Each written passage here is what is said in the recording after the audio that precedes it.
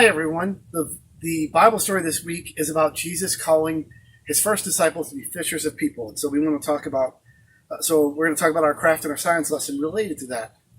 In your bag, you're going to find some stripes of different colors that you can add to your fish.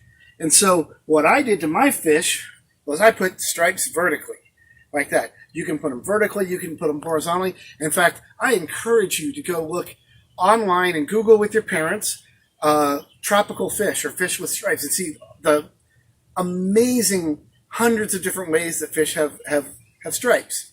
Now, you can just glue that on them and you can decorate that later. But I want to talk to you a little bit about magnets. Okay?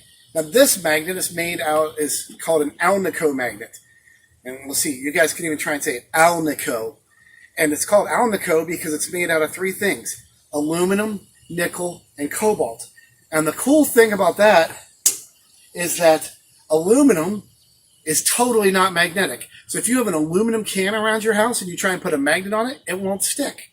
And then nickel, I'll bet you know where you can find nickel. Ironically, it's not just nickels. There's actually more nickel in a quarter than there is in a nickel. Okay? And then cobalt. And cobalt is another element, and it's named after a German beast, a kobold, like in Lord of the Rings. So those three elements, when you mix them together just right, they make something that's magnetic, and it will be attractive to things with iron in them. Now, your fish came with a washer for a mouth. Now that washer is actually made out of aluminum, and because it's made out of aluminum,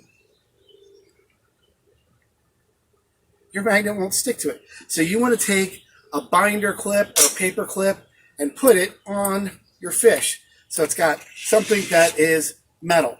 Now, then you can put your fish on a table or on the floor, and then you can try and catch your fish. And you can cast in a lot of different ways. Now, the reason why we did this is that magnets attract metal, iron. And we want you to think about when Jesus told people that he wanted them to be fishers of people, he didn't mean throw out a rod and a reel and catch a person with a hook in their mouth like this. What he was talking about is that he wanted them to be attractive to them so that they could learn about how much God loved them. And the way you can be attractive, well, the best way is to not think about it like being physically attractive. It's to think about Matthew 25. And in Matthew 25, Jesus said what it really takes to be a fisher of people. He said that the people who are real fishers of people help people when they're hungry, and they give them clothes when they need clothes, and they give them a place for shelter when they need shelter, and they visit them when they're lonely.